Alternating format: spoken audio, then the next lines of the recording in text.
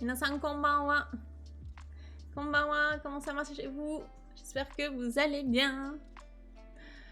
J'espère surtout que vous êtes prêts et que vous avez le cœur accroché pour la seconde partie de notre conte sur le yokai Rokurokubi. Je préfère vous prévenir d'avance, ça va être un petit peu gore, un petit peu sanglant, un petit peu tout, un petit peu trash, un petit peu horreur, donc si vous êtes sensible, bon il n'y aura pas d'images horribles, hein, mais c'est juste que l'histoire va devenir un petit peu gore, là, en plein milieu de notre conte, donc là on est vraiment dans les histoires d'horreur à la japonaise, voilà. La semaine dernière, on avait vu la première partie, donc je vais vous la résumer, et aujourd'hui on va faire la deuxième partie, sachant qu'il y en a 3 au total. Donc on avait comme personnage principal un petit bonze, un moine donc bouddhiste, qui s'appelait Kairyu, voilà on a son nom qui est là, qui se baladait donc dans des montagnes, dans un chemin de montagne. Il s'est fait surprendre par la nuit, et il y a un gentil bûcheron qui l'a invité à dormir chez lui, parce que voilà, il lui a dit... franchement, dans le coin, c'est un peu craignos, tu risques de te faire attaquer par des fantômes, des esprits vengeurs, tout ça. Donc du coup, il l'a ramené chez lui. Et la deuxième scène, eh bien, le petit moine arrivait chez le bûcheron, il découvrait que, en fait, il y a plein de gens chez lui, ils sont 5 au total, donc il y a 4 hommes et une femme, et que tous, en fait, ils étaient super sympas. En vérité, ils étaient même excellemment courtois et distingués pour de simples bûcherons, et ils ont découvert que, en vérité, il s'agissait d'une ancienne famille assez noble.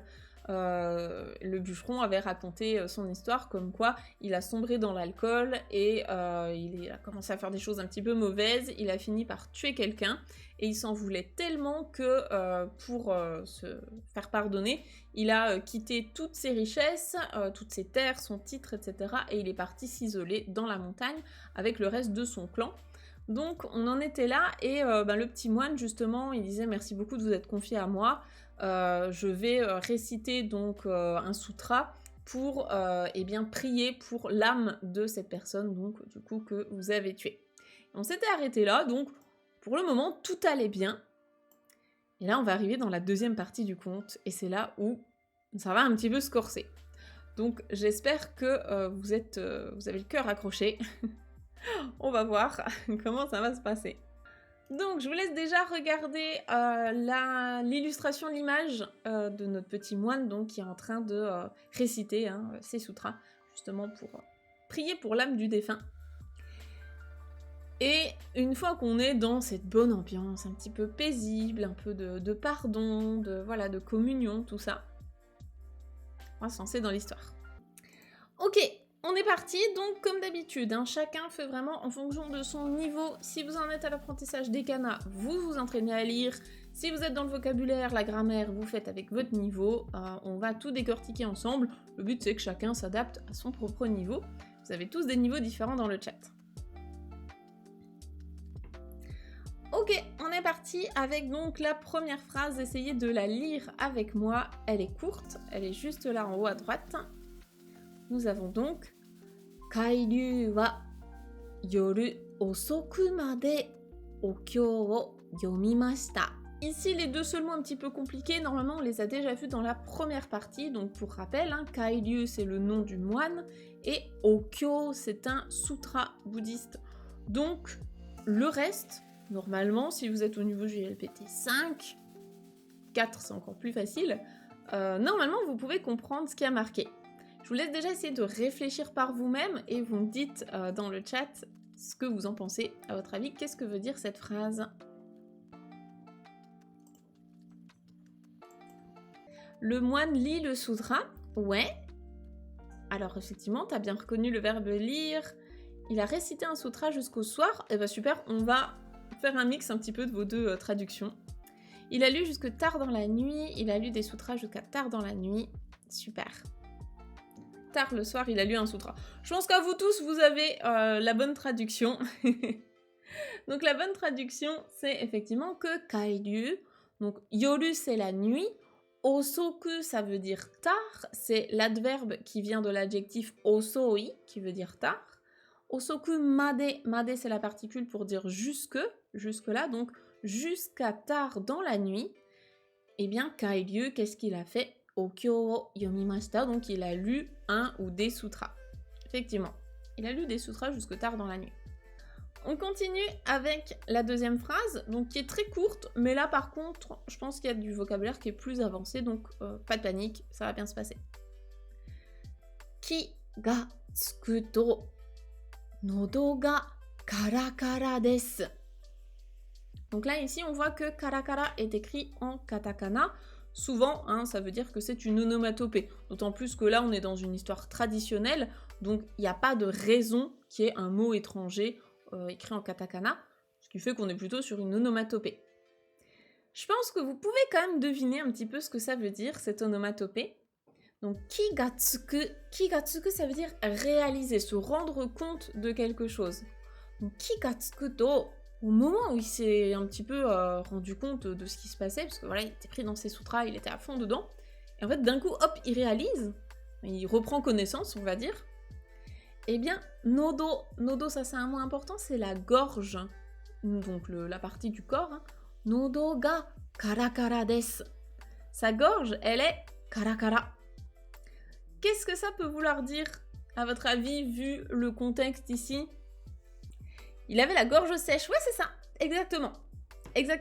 Donc karakara c'est quelque chose de sec qui est desséché, c'est ça. Donc au moment où il s'est rendu compte, où il s'est réveillé un petit peu de sa transe de sutra, eh bien il s'est rendu compte qu'il avait la gorge super sèche, parce que du coup ça fait des heures et des heures qu'il lit ses sutras. Donc qu'est-ce qu'il fait? Ben logiquement, hein, mizu o nomo to tachiagari. Et là on a le reste de la phrase. Je vais déjà la lire en entier et ensuite on décomposera. Donc, mizu o nomo to tachiagari, futo, tonari no heya o nozoite, iki o nomimashita. Alors ici, on va retrouver du vocabulaire qu'on avait déjà vu dans d'autres contes. Je pense qu'on l'a déjà vu dans Onibaba et éventuellement peut-être dans Tsuru no Ongaeshi, donc la dette de gratitude de la grue. Je pense qu'on a déjà croisé un petit peu ce vocab ici. Donc c'est bien, on va pouvoir faire des parallèles avec tout ça.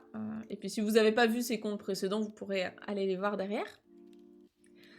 Donc, mizu, ça c'est de l'eau, hein, mot extrêmement basique et important. Il faut savoir dire de l'eau en japonais, donc c'est mizu. On peut mettre un o honorifique devant, omizu, ça marche aussi. Donc, mizu o nomo. Ici, vous l'avez reconnu, ce verbe, c'est nomu, nomimasu. Donc, c'est le verbe boire. Mizu o nomoto. Cette forme-là, c'est une forme qu'on étudie en général peut-être au JLPT 3, je pense. C'est s'apprêter à faire quelque chose. On va faire quelque chose, on est sur le point de faire quelque chose. Donc là, il avait l'intention de boire de l'eau. Et à ce moment-là, donc, tachiagari, il s'est levé. Donc c'est les verbes tatsu et agaru. Donc littéralement, tatsu, c'est se tenir debout et agaru, c'est se lever. Donc en gros, il s'est mis debout hein, parce qu'il était probablement assis ou bien à genoux ou en seiza pour lire ses sutras. Donc, il avait l'intention d'aller boire de l'eau, il s'est levé, et qu'est-ce qui s'est passé? Eh bien, futo. Alors ce petit mot, en fonction du contexte, il peut se traduire de différentes manières. Ça peut être soit par hasard, par accident, ou alors ça peut être tout à coup, soudain. Donc là, on va voir un petit peu ce qui colle le mieux. Futo, tonari no heya o nozoite. Tonari no heya, ça c'est du vocabulaire niveau GLPT 5. Est-ce que vous le comprenez? Tonari no heya. Si vous connaissez Tonari no Totoro, ça aide énormément à mémoriser ce vocabulaire-là. Tonari no heya o nozoite. Donc ici c'est le verbe nozoku qu'on avait déjà croisé, je pense, dans les contes que j'ai cités auparavant. Donc nozoku, c'est jeter un coup d'œil, ça peut être aussi épier. Alors Marie, c'est pas la personne de la chambre d'à côté. C'est juste la chambre voisine, la chambre d'à côté. Tonari, c'est juste quelque chose ou quelqu'un hein, qui est voisin, voisine, et heya c'est la pièce, donc la pièce d'à côté, la pièce voisine, oh, nozoite, donc en fait il a jeté un coup d'œil dans la chambre voisine. Ici, je pense que futo, ce serait plus dans... Probablement ici dans le sens par accident, il a peut-être pas fait exprès, voilà, il était en train de se lever pour aller boire, puis ben il a vu dans la chambre d'à côté ce qui se passait, ou dans la pièce d'à côté hein, d'ailleurs. Donc, tonari no heya o nozoite, iki o nomimashita. Alors ça, je trouve que c'est une expression qui est très imagée, puisque iki c'est la respiration, et nomimashita c'est boire. Donc qu'est-ce que ça peut vouloir dire boire sa respiration? Faut vraiment vous visualiser en train de faire cette action. Si vous êtes en train d'avaler comme ça, de boire votre respiration, qu'est-ce que ça peut être? Ouais, c'est ça, c'est vraiment avoir cette notion de souffle coupé. C'est... en fait, tu t'étrangles presque avec ta respiration quand il y a un truc qui te choque, quoi. C'est quelque chose qui te coupe le souffle. Donc, il a eu le souffle coupé. Il a avalé sa respiration. C'est très imagé. À votre avis, qu'est-ce qu'il a vu dans la chambre d'à côté?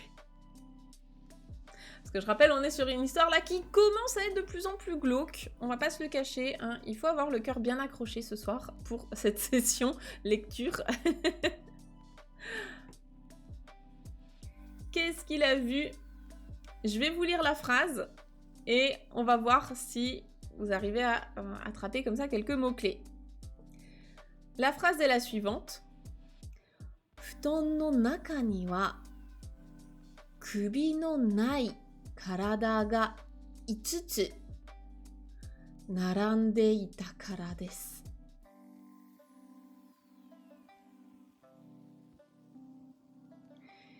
Qu'est-ce que c'est que cette scène? Qu'est-ce qu'il a vu? C'est pour cette raison que le moine a eu le souffle coupé. Il était estomaqué par ce qu'il a vu. Donc qu'est-ce qu'il a vu? Eh bien, futon. Donc futon, ce sont les futons, hein, je pense que vous savez ce que c'est. C'est cette espèce de couchage en fait, hein, à la japonaise, donc sur le sol, sur les tatamis. Donc à l'intérieur, futon no naka ni, à l'intérieur des futons, dans les futons, qu'est-ce qu'il y avait? Eh bien, kubi.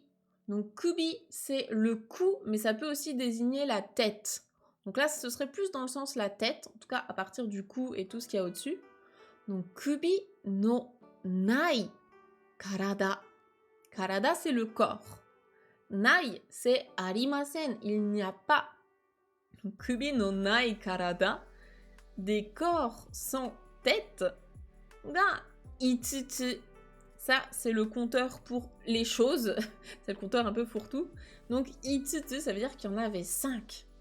Dans les futons, il y avait 5 corps sans tête. Narande ita kara desu.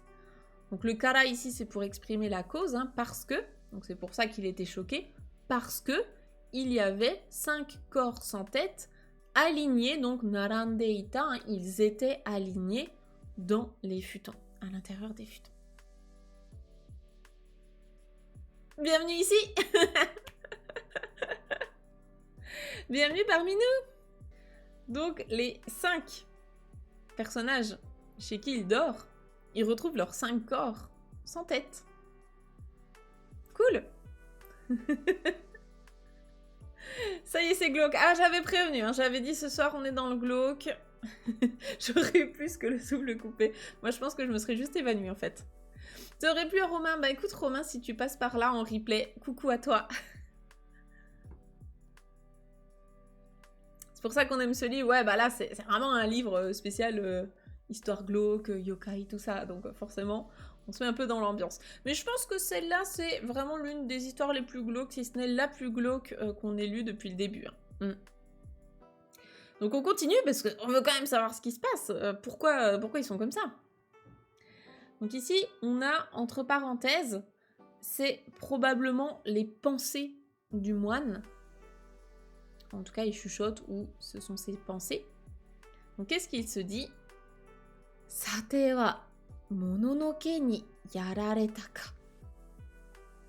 Donc sate wa, c'est un petit mot pour enchaîner en se disant eh ben, bon, ben alors, waouh, eh ben dis donc. Donc, waouh, eh ben. Donc Mononoke, on l'avait vu la dernière fois, hein, c'est pas la princesse Mononoke, même s'il y a un lien entre les deux, mais là, Mononoke, ça désigne des fantômes vengeurs, des esprits frappeurs, etc. C'est un esprit qui a soif de revanche. Et donc, précédemment, le bûcheron lui avait dit que s'il passait la nuit dehors, il se ferait attaquer par des Mononoke. Donc, c'est pour ça qu'il l'avait invité à la maison. Donc là, ici, ce qui se dit, c'est que, eh ben, du coup, ils ont dû se faire attaquer, ils ont dû se faire tuer par des Mononoke. C'est pour ça que, du coup, il leur manque la tête. Donc ici, yarareta, yarareru, c'est se faire tuer, se faire attaquer, se faire détruire, c'est tout ça à la fois. Donc, eh ben, ils ont dû se faire attaquer par un ou des Mononoke. Donc c'est ce qui se dit. Première vue. On continue avec la suite de l'histoire. Ici, on nous dit Ichi daiji to bakari heya ni tobikonda no desu ga yoku miru to doko ni mo chi no nagareta ato ga arimasen. On va reprendre tranquillement. Donc, ichi daiji to bakari. Ça, tout ça, il faut le prendre comme étant une seule expression. Alors là, c'est vraiment une expression de niveau avancé. Hein, je ne conseille pas spécialement de la noter. Donc, ichi daiji, c'est vraiment quelque chose de hyper important, enfin hyper... C'est quelque chose de grave, c'est une affaire qui est grave, c'est des circonstances qui sont graves. Donc daiji tout court, hein, ça veut dire important, et ichi c'est le numéro 1. Donc c'est vraiment un truc qui est super important, c'est super grave ce qui se passe. Il y a 5 cadavres, ça va pas du tout, donc c'est très grave. Et ichi daiji to bakari, tout ça... Alors, je vous avoue que c'est la première fois que je croisais cette expression, de ce que j'en ai compris dans les explications de japonais. C'est que tout ça, ça signifierait être en alerte, justement parce qu'il y a quelque chose de grave qui s'est passé. Donc en fait, le petit moine, ben forcément, il découvre ça, il est en mode « what, qu'est-ce qui se passe ?» Donc il est en alerte parce que c'est extrêmement grave comme situation. Je pense qu'on va le traduire comme ça et garder cette image-là en tête. On continue avec « heya ni tobikonda no desu ga » Donc, heya, la pièce ou la chambre. Heya ni tobikonda, c'est le verbe tobikomu. Donc là, c'est une combinaison de deux choses. Hein. C'est le fait de jeter, enfin se jeter comme ça, sauter et rentrer dans quelque chose. Donc en fait, c'est vraiment s'engouffrer dedans. Il s'est jeté dedans. Il a plongé dans la pièce justement pour peut-être voir ce qui se passe. Hein. Donc il a fait ça, il s'est jeté dans la pièce, mais yoku miru to, yoku c'est l'adverbe qui va avec l'adjectif bien. Donc ii, yoi, ça veut dire bien. Yoku c'est l'adverbe qui va avec, donc en français on le traduit aussi par bien, mais c'est vraiment de manière bien. Donc en faisant bien quelque chose. Et ici l'action qu'il a fait c'est miru, donc regarder. Donc en regardant bien, doko ni mo chi no nagareta ato ga arimasen. Donc en regardant bien, doko ni mo nulle part, chi le sang, no nagareta ato, donc des traces de sang qui se seraient écoulées. Nagareru c'est un truc qui s'écoule comme de l'eau. Ato ici c'est une trace. Donc nulle part des traces de sang qui se seraient écoulées, ga arimasen, donc il n'y en a nulle part. Donc en regardant bien, il n'y a pas de traces de sang qui se seraient écoulées de leur tête coupée. C'est ça, en fait, il n'y avait pas de sang. En regardant bien, il n'y avait pas de sang. Alors qu'est-ce qu'il a pu se passer selon vous? C'est très louche, ouais, on est d'accord. Donc là, le petit moine se redit quelque chose, il pense. Et qu'est-ce qu'il se dit? Okashii zo. Moshi ya ano 5 人は、Donc, okashi, okashi, avec un i, hein. Okashi i, à ne pas confondre avec okashi tout court sans i. Okashi tout court, ce sont les sucreries, les gâteaux, tout ça. Ici, c'est un adjectif qui veut dire que c'est bizarre, c'est étrange. Et le zo, ici, c'est pour insister sur... C'est vraiment bizarre, ce truc. Pourquoi il n'y a pas de sang alors qu'ils ont la tête coupée? Moshiya, c'est enfin, il se pourrait que, par hasard, si ça se trouve. Et ano goni wa, donc ces 5 personnes, il se pourrait que, peut-être par hasard. Donc là, il se pose des questions, il est en pleine réflexion là-dessus. Donc dans la phrase suivante, qu'est-ce qui se dit? Enfin, qu'est-ce qu'on nous donne comme info? On nous dit Kairyu wa tabi no tochū de mimi ni shita 66 no uwasa o omoidashimashita. Donc, Kairyu wa tabi no tochū de, donc tabi c'est son voyage, son périple, no tochū de, tochu on l'avait vu dans Nopperabo, le conte précédent, c'est au beau milieu de, je crois qu'on l'a vu d'ailleurs aussi peut-être la semaine dernière sur la première partie du conte. Donc, tochū de, donc en plein milieu de son voyage, eh bien, mimi ni shita, mimi ce sont les oreilles, mimi ni suru ça veut dire un truc qui lui est arrivé aux oreilles, un truc qu'il a entendu. Eh bien, au beau milieu de son voyage, rokurokubi no uwasa. Uwasa, c'est une rumeur, quelque chose dont on parle, voilà, on ne sait pas trop, mais c'est une rumeur. Donc, la rumeur de rokurokubi o omoidashimashita. Il s'en est souvenu. Omoidasu, c'est se souvenir, se rappeler de quelque chose. Donc il s'est rappelé de la rumeur concernant les rokurokubi. C'est quelque chose qu'il a entendu au cours de son voyage, de son périple. Donc rokurokubi, hein, c'est le yokai en question qui est au cœur de cette histoire.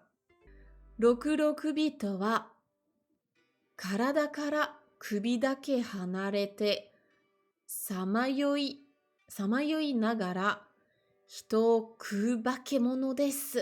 Ah là là. Donc rokurokubi towa, ce towa c'est quand on définit un terme. Donc ce qu'on appelle rokurokubi, hein, qu'est-ce que c'est les rokurokubi? C'est donc karada, le corps, karada kara kubi dake wa kubi dake hanarete samayoi nagara. Donc ici on a 2 verbes. On a le verbe hanareru qui veut dire, alors ça veut dire quitter quelqu'un, enfin quitter ou autre, soit se séparer. En fait, c'est vraiment dans le sens de mettre de la distance. Donc ici, c'est dans ce sens-là. Hein. C'est donc karada kara, donc depuis le corps. Kubi dake, il y a seulement la tête, le cou, la tête, hein, qui se séparent. Donc en gros, la tête est séparée du corps. Du corps, oui, pas du cœur, du corps. Et samayoi nagara, la forme en nagara, c'est une forme de niveau JLPT4 qui veut dire tout en faisant une action. Il y a une autre action qui se passe en même temps. Et ici, la première action, c'est donc tout en samayoi, vagabonder, errer, tout ça. Donc tout en vagabondant, enfin la tête, il y a juste une tête en fait qui est séparée de son corps et qui va vagabonder, elle va vivre sa vie loin du corps. Et bien tout en faisant ça, hito o kuu bakemono desu. Hito o kuu, c'est la même chose que hito o taberu, donc manger. Ku, c'est la version familière de taberu, comme en français, ce serait bouffer par rapport à manger. Donc, ku, vous pouvez le traduire plutôt par bouffer. Donc, bakemono, hein, c'est un monstre. C'est un monstre qui bouffe des gens, qui mange des humains, tout en ayant, du coup, sa tête, en fait, qui va se balader loin du corps. Est-ce que vous aviez déjà entendu parler de ce yokai? Parce que franchement, moi, je trouve qu'il est exceptionnel. C'est l'un des plus connus hein, au Japon. Et ça, c'est l'une des versions du rokurokubi. Il y en a d'autres dont on pourra reparler. Mais ça, en tout cas, c'est l'une des versions. Et apparemment, ce serait la version la plus ancienne du yokai. Tout le chat est en PLS. C'est drôle quand même. Enfin, moi, je trouve ça hallucinant à chaque fois que les Japonais aient autant d'imagination pour créer autant d'histoires de yokai, tout ça. Il y en a tellement, tellement, tellement. Oui, il est dans Gegege no Kitaro. Oui, bah dans Gegege no Kitaro, c'est vraiment la référence hein, pour les yokai. Si vous aimez les yokai, il faut absolument lire le manga ou regarder l'anime, c'est trop bien. Ça, c'est de l'histoire. Ah bah carrément. Donc, eh bien voilà ce que c'est ici le Rokurokubi dans notre histoire, ce sera ça. Alors maintenant, je vais pousser ma tête. Voilà, je me mets là comme ça pour commencer juste là, en haut. Donc ici, on a encore une fois la réflexion du petit moine. Qu'est-ce qui se dit? Yoshi! Nidoto kubi ga modorenai you ni karada o kakushite oko. Donc qu'est-ce qui se dit? Yoshi! Déjà ce yoshi, c'est yosh. Je sais pas trop comment le traduire parce que moi je le dis souvent dans ma vie de tous les jours. C'est vraiment quand je veux me donner du courage en me disant allez, vas-y, je vais faire ça, yosh. Je trouve que c'est vraiment un petit mot qui sonne super bien et qui est hyper pratique. Je trouve qu'il exprime bien un petit peu ce allez, je m'y mets quoi, je vais faire ça. Donc yosh, nidoto, donc 2 fois, donc à nouveau, enfin une seconde fois, kubi ga modorenai you ni, afin que leur tête ne puisse pas revenir une nouvelle fois, une seconde fois, mais là c'est dans le sens une nouvelle fois. Karada o kakushite oko. Ici le verbe c'est kakusu, cacher quelque chose, dissimuler. Donc il va cacher leur corps afin que leur tête ne puisse pas revenir. Et ici c'est la forme en te okimasu qui veut dire faire ça en vue d'un résultat ou d'une action potentielle, ça c'est du GLPT4, on en parle dans la formation GLPT4.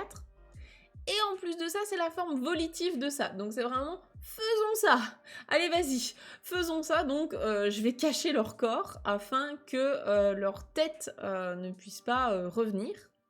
Et donc pourquoi est-ce qu'il se fait cette réflexion? Parce que dans la légende du Rokurokubi, il est dit que du moment en fait que la tête part vagabonder, eh bien, si on cache le corps, si le corps n'est plus au même endroit que quand la tête elle est partie, en fait, la tête elle pourra jamais retrouver le corps.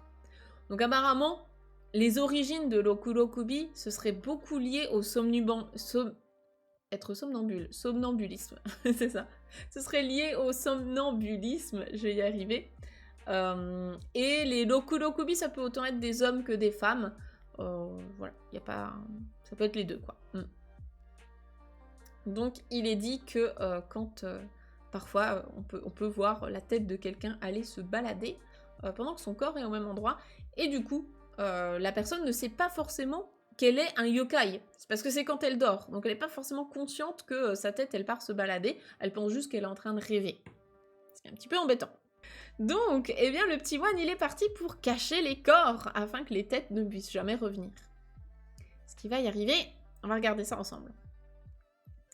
On termine donc cette page numéro 3 avec cette dernière phrase, où on nous dit « Kairyu wa yuka shita ni karada o tsugitsugi to nagekomu to soto no yosu o ukagaimashita » Donc, ici, on a du vocabulaire qui est, mine de rien, assez utile dans la vie de tous les jours. Donc, yuka, c'est le plancher, le sol. Donc là, c'est le sol de la maison. Shita, c'est en dessous. Karada, ce sont les corps, du coup. Tsugi-tsugi, c'est les uns après les autres. Nagekomu, ça, je pense que c'est pas super utile à votre niveau, en tout cas. Donc, nagekomu, c'est jeter et faire rentrer au fur et à mesure des trucs. Donc ici, c'est dans le sens... en fait, il a il a pris les corps et il les a balancés les uns après les autres sous le sol, donc de la maison, sous le plancher.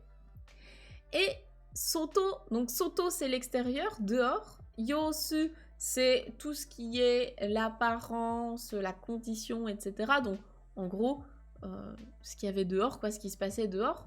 Oh, ukagaimashita. Ukagau, là, c'est pareil. Je pense pas que ça soit un verbe dont vous ayez tout de suite l'usage. Ça peut être soit regarder, épier. Donc là, c'est ce sens-là. Soit ça peut être rendre visite, mais ce serait un autre kanji. Enfin, là, il n'y a pas de kanji, donc on est obligé de deviner. Mais ce serait plus dans le sens, je pense, regarder dehors. Donc en gros, eh ben, Kairyu, qu'est-ce qu'il a fait? Il a pris les corps, les uns après les autres, et il les a balancés sous le plancher de la maison. Tout en, du coup, après, enfin, une fois qu'il a fait ça, il regardait dehors, quoi. Il épiait ce qui se passait dehors, il restait un petit peu aux aguets. Il est stylé quand même, hein, notre petit Kairyu.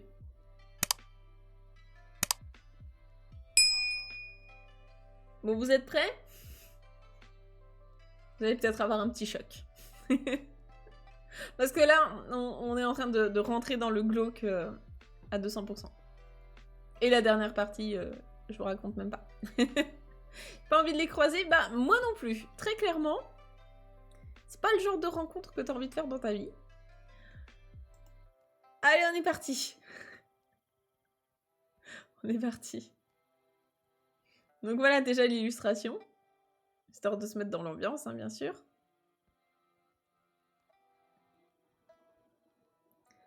On attaque la 4e page. On va se mettre ici. Moi, je vais me mettre là.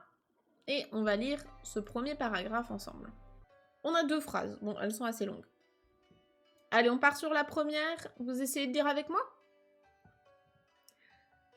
Suruto, mukou no hou de 5つの首がゆらゆらしながら飛び回っているのが見えます。Donc, suruto, alors, hein, ce faisant, donc lui, il était en train d'épier ce qui se passait dehors, il était aux aguets. Eh bien, qu'est-ce qu'il a vu? Donc, on va partir de la fin, hein, miemas, donc il a aperçu, il a vu quelque chose. Et qu'est-ce qu'il a vu? Donc, muko no hou de, muko, c'est de l'autre côté. Par exemple, si vous êtes, on va dire sur un lac, vous êtes d'un côté du lac, et de l'autre côté, vous voyez quelque chose, une montagne ou autre. Donc ça, c'est muko. Là, ici, bah, c'est vraiment dehors, en fait. Hein. Donc, muko no hou. Hou, c'est en direction de là-bas, quoi, de là où il était en train de regarder. Eh bien, qu'est-ce qu'il a vu? Itsutsu no kubi, donc 5 têtes. Itsutsu no kubi ga yura yura shinagara, donc tout en faisant yura yura. Yura yura, je crois qu'on l'a déjà vu plein de fois, cette onomatopée. Hein, c'est vraiment le fait comme ça de un petit peu onduler. Ça peut être aussi trembler, mais là, c'est... Bah, on voit bien avec le dessin, hein, c'est vraiment comme ça, serpenter, onduler, faire la vague. C'est ça, en fait, je peux pas être plus claire que ce dessin. Donc, il a vu 5 têtes qui, tout en faisant yura yura, eh bien, tobimawatte iru. Donc, elles étaient en train de tobimawaru. Tobu, c'est voler, donc voler dans les airs. Et mawaru, c'est... Alors, de base, c'est faire des cercles, mais là, en fait, c'est vraiment se balader, comme ça, être en train de flotter et de faire leur vie de tête volante. Hein. Voilà, c'est ça qu'il a vu, en fait. Il a vu ça. Donc,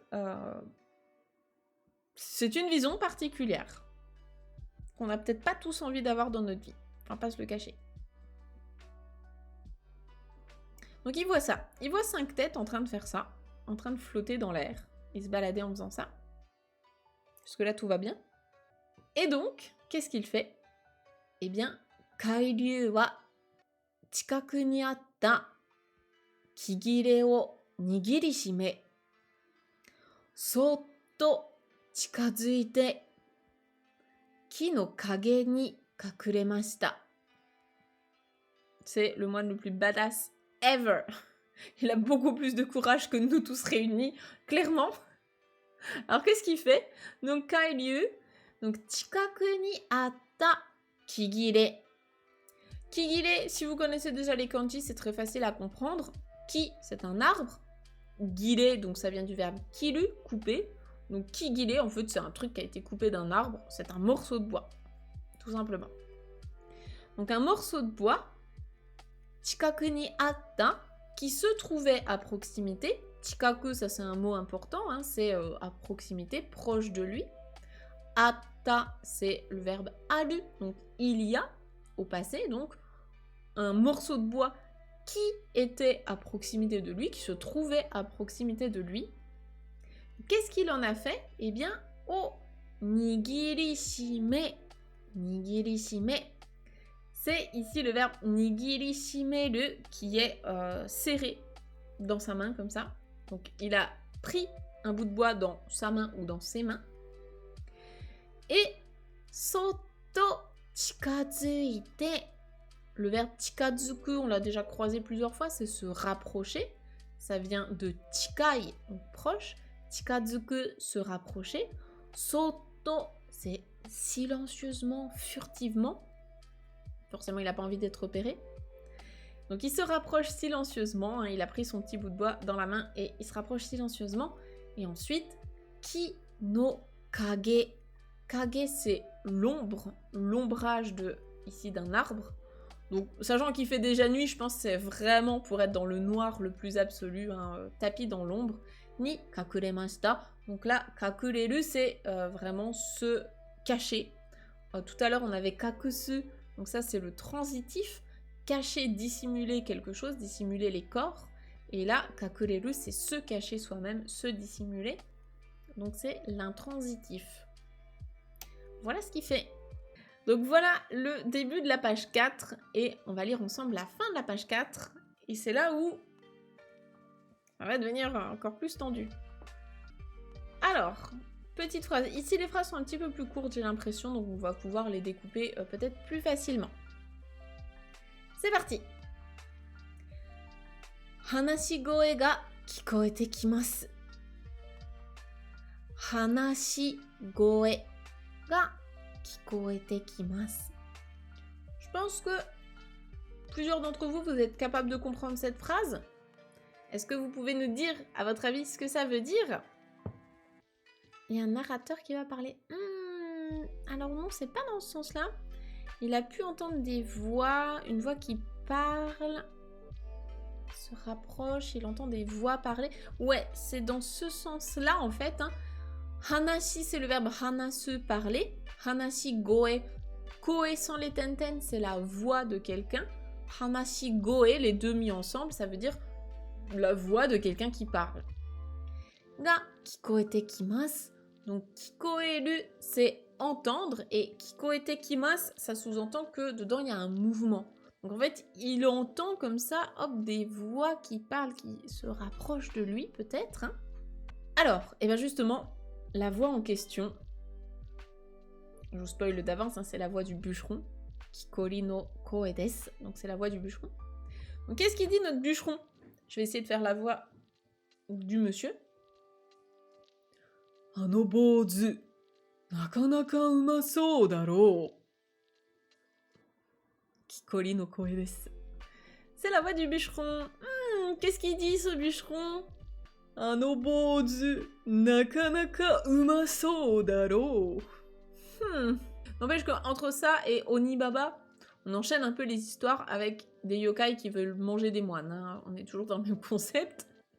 Donc là, un obozu, hein, ce bonze, bozu d'ailleurs ça a donné le mot bonze en français. Donc ce bonze, ce moine. Nakanaka umaso. Umaso, ça vient de l'adjectif umai qui veut dire délicieux. Umaso, ça veut dire il a l'air délicieux. Daro, c'est juste pour insister en mode il a vraiment l'air délicieux. Hein. Et nakanaka, en fonction de si c'est de l'affirmatif ou du négatif derrière, il n'a pas le même sens, mais ici c'est juste pour insister en mode il a l'air vraiment bon, il a l'air vraiment délicieux, ce petit bonze là. C'est ça, il est à leur goût, exactement. L'enfer quoi. Donc c'est vraiment comme Onibaba, hein. Là c'est ils veulent manger du bonze. Ok. Donc ça, c'est le bûcheron qui dit ça. Tous ceux qui se sont méfiés du bûcheron la semaine dernière, bravo à vous. Tous ceux qui me disaient non mais il est trop louche, c'est pas normal. Alors après, on sait pas encore en fait s'ils sont conscients ou pas d'être des yokai. Parce que quand on est un Rokurokubi, on le sait pas forcément. Peut-être que le bûcheron du jour, il est vraiment sincèrement gentil, mais que la nuit, bah, il se transforme en mangeur d'humains et c'est peut-être pas de sa faute. Hein. On sait pas. Donc il peut avoir le bénéfice du doute, mais on verra bien. On verra s'il y a une morale ou pas. Alors, je continue. Cette fois, ça va être a priori, c'est la femme qui parle. Ok, donc elle, je vais lui faire une voix un peu, on va essayer une voix un peu sournoise, parce que c'est une yokai. Shikashi, itsu mo o kyou o yomarete wa chikayoru koto mo dekin. Nemutta ka douka mite koi. Voilà, comme ça on est un peu plus dans l'ambiance. C'était la femme qui parlait. Alors, qu'est-ce qu'elle dit, cette femme? Cette yokai, cette tête volante. Donc, shikashi, cependant, mais... Itsuma o kyou o yomarete. Voilà. Donc, itsuma demo, c'est pour toujours. On ne sait pas jusqu'à quand, en fait. Hein. Jusqu'à quand est-ce qu'il va faire ça? O kyou, le sutra. O yomarete. Donc, ici, c'est du passif. C'est yomu. Donc, eux, ils subissent. En fait, ils se mettent en position de victime le fait qu'ils se fassent lire un sutra. Parce que forcément, on l'avait vu aussi dans Hoichi sans oreille, les sutras, c'est le super pouvoir contre les yokai. Donc, tant qu'il est en train de réciter son sutra, c'est embêtant pour les yokai. Donc, mais jusqu'à quand est-ce que on va se faire lire le sutra? Donc, en français, jusqu'à quand est-ce qu'il va lire ce sutra? Chikayoru koto mo dekin. Ici, c'est dekimasen, hein, dekinai. Donc, chikayoru, c'est la même chose que chikazuku, se rapprocher. Koto mo dekimasen. Donc, le fait de se rapprocher, on ne peut pas. On est incapable de se rapprocher de lui tant qu'il est en train de lire ses sutras. Donc, jusqu'à quand est-ce qu'il va faire ça, quoi? Nemutta ka douka mite koi. Donc, nemuru, c'est s'endormir. Nemutta, est-ce qu'il s'est endormi? Kadoka, la forme en kadoka, ça, on le voit aussi dans la formation GLPT 4, hein, c'est du N4. C'est est-ce que oui ou non il a fait ça? Donc, est-ce que oui ou non il s'est endormi? Mite koi. Donc, je vais voir et je reviens. Mite koi. Ah, quoique non. C'était le bûcheron. Je suis en train de me dire que koi, c'est de l'impératif. Mite koi, c'est l'impératif de fais ça.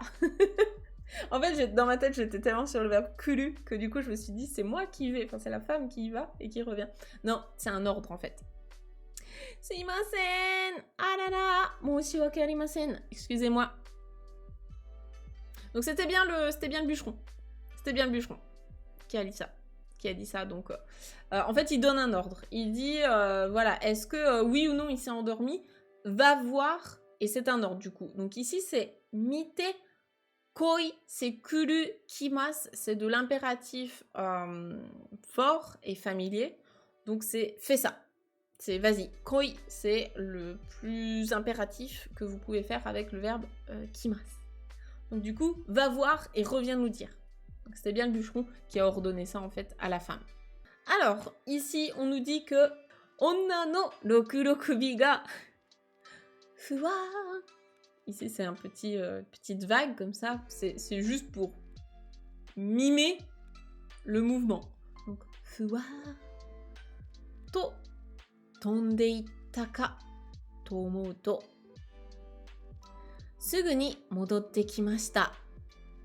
Donc là, rokurokubi, femme, féminine, et bien qu'est-ce qu'elle a fait? Donc, fuwa to tonde itta. Donc, tobu, tobimas, hein, c'est s'envoler, enfin c'est voler. Tonde itta, donc elle est partie en volant, en faisant fuwa. Donc, Voilà. Je pense qu'elle est partie en fait d'un coup, hein, tout simplement, en faisant ça. Et to omouto, donc il s'est passé ça, elle est partie, c'est ce qu'on se dit quoi, qu'elle est partie en faisant et suguni, immédiatement, tout de suite après, modotte kimashita. Donc modoru c'est revenir, et en fait elle est revenue tout de suite. Donc au moment, enfin quasiment au moment où en fait on s'est dit qu'elle était partie en volant, bah en fait tout de suite après elle était déjà de retour. Donc c'est pour ça, s'enfuir dans les bois de nuit en montagne avec 5 têtes comme ça qui volent, moi je pense que c'est pas un bon plan. Je pense clairement que c'est pas un bon plan. Il allait peut-être mieux prendre un bâton et se cacher, c'est peut-être moins pire. Je pense qu'il a eu un bon move ici. Donc là par contre c'est la femme normalement qui parle, vu que c'est elle qui est allée voir ce qui se passait. Et donc là qu'est-ce qu'elle dit? Taihen desu! Bosu ga imasen!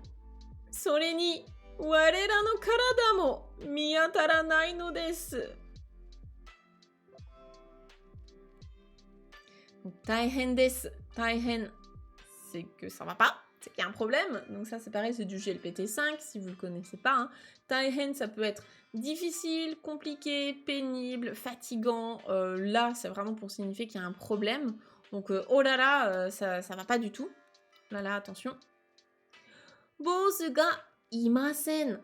Donc le bonze n'est pas là. C'est le verbe iru, imas au négatif. Hein. Imasen, il n'y a pas. Il n'y a pas le bonze. Le bonze n'est pas là. Sore ni, en plus de ça, en plus de cette information-là, donc c'est déjà compliqué, le bonze il s'est barré, eh bien, warera. Warera, c'est la même chose que watashi tachi, c'est nous, enfin c'est je au pluriel, version un petit peu plus ancienne, parce que là du coup on est en mode un peu archaïque hein, comme manière de parler. Donc, warera no karada, nos corps, mo, eux aussi, eh bien, miyataranai no desu. Miyataranai, tout ça, ça veut dire quelque chose qui est introuvable. Donc, en plus de ça, nos corps sont introuvables. Galère. Galère pour eux. Et là, je pense du coup que c'est le bûcheron qui reparle, ça a l'air d'être un peu le chef de la bande, qui dit « Koshaku na bozume !» Il est vénère. Il est clairement vénère. Donc, koshaku na, hein, c'est un adjectif en na. C'est quelqu'un qui est impertinent, qui est insolent. Donc, ce bonze impertinent. Et le me, c'est un petit peu la version archaïque de la particule yo. En tout cas, c'est pour insister sur des propos. Donc, c'est vraiment, c'est impertinent de bonze. Il est vénère. Jusque-là, vous aviez déjà peur? Parce que là, moi, le paragraphe qui suit, pour moi, c'est le pire. Justement, je voulais vérifier un peu de vocabulaire là-dedans, parce que c'est du vocabulaire qui est en lien vraiment avec tout ce qui est un peu glauque, gore, etc. Un conseil, ne tapez pas ça sur Google Images. Moi, c'est ce que je fais en général, hein, pour bien vérifier que je comprends bien le mot. Je vais le taper directement en japonais dans Google Images pour voir ce que ça évoque aux yeux des japonais. Ne tapez pas ces mots-là dans Google Images, c'est peut-être pas le bon plan. Qu'est-ce qu'on nous décrit ici? On nous dit que So sakebu to ikari no tame ni kikori no me wa tsuriagari. Kuchi ga makka ni sakemashita. So sakebu to. Sakebu, c'est le verbe crier.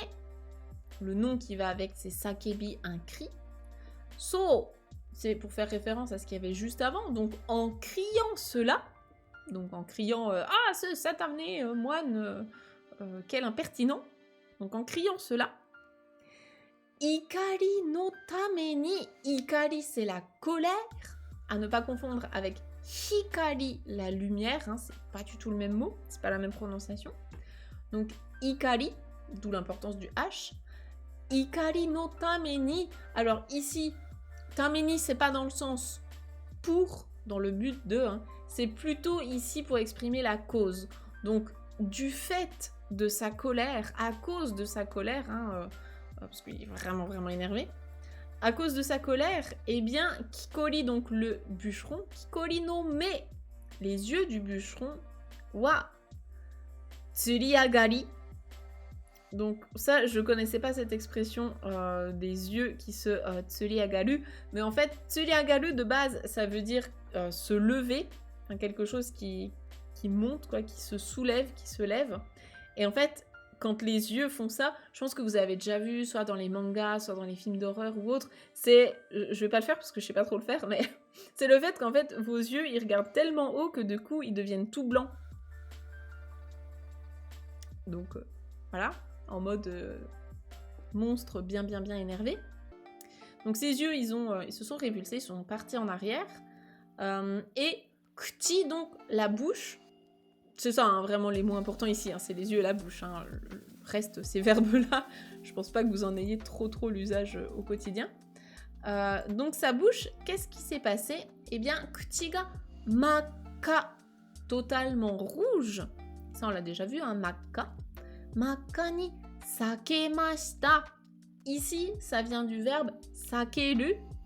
Et c'est ça que c'est pas ouf à taper dans Google. Sakeru, c'est le fait de se fendre, se déchirer. Donc là, c'est vraiment un peu à la Joker, ou bien, vous savez, il y a des légendes urbaines comme ça, avec la bouche vraiment qui se fend. En fait, sa bouche, elle s'est tellement ouverte et fendue que du coup, elle est devenue toute rouge. Je pense que vous avez un peu l'image du truc. Voilà, il avait les yeux donc complètement retournés, donc les yeux blancs, et la bouche fendue toute rouge, quoi. Oh ouais, c'est dégueulasse, hein. On va pas se le cacher, c'est horrible. Après, voilà, chacun tape ce qu'il veut dans Google. Moi, j'avais peur que Google, ils se disent « Mais elle cherche des trucs chelous quand même sur Google. » Voilà, mais c'est vraiment en mode film d'horreur, quoi. Ah, j'avais prévenu, hein, chacun fait ses recherches, hein. Je suis pas responsable. Donc voilà. Ici, en tout cas, les mots-clés, ce qu'il faut que vous reteniez, ce qui est vraiment important, hein, c'est mais les yeux, kuti, la bouche, et éventuellement maka, tout rouge. Ça, c'est utile. On continue dans la description de notre yokai bien énervé. Kami, donc cette fois les cheveux, ça c'est un mot important aussi. Kami o furimidashita sono yousu wa sasuga no kairyu mo zotto suru hodo no osoroshisa desu. Ok, on va juste décortiquer un peu. Donc, kami, les cheveux. Kami o furimidashita. Donc, furimidashita, quand on parle de cheveux qui sont furimidashita, c'est un terme spécifique pour les cheveux, c'est les cheveux ébouriffés. Donc, il a les cheveux dans tous les sens. Sono yosu, hein, donc cette apparence, avec en plus de ça les cheveux ébouriffés, eh bien, sasuga no kairyu mo. Alors, je vais expliquer sasuga juste après. On va déjà terminer la phrase. Sasuga no kairyu mo zotto suru hodo no osoroshisa desu. Zotto suru, ça veut dire frissonner, avoir, tressaillir, frissonner de peur. Hein. Donc, kairyu aussi, enfin, même lui en fait, là en français ce serait plutôt ça, même kairyu, eh bien, zotto suru hodo, au point de tressaillir, au point de frissonner, no osoroshisa desu. Osoroshi, c'est quelque chose d'effroyable, de terrible, etc. Et donc là, c'est le nom qui va avec. En fait, c'est une terreur. Au point que même Kairyu, il a frissonné quand même. Quand même. Hein. Et Sasuga, c'est un petit mot qui n'a peut-être pas d'équivalent en français, je sais pas trop.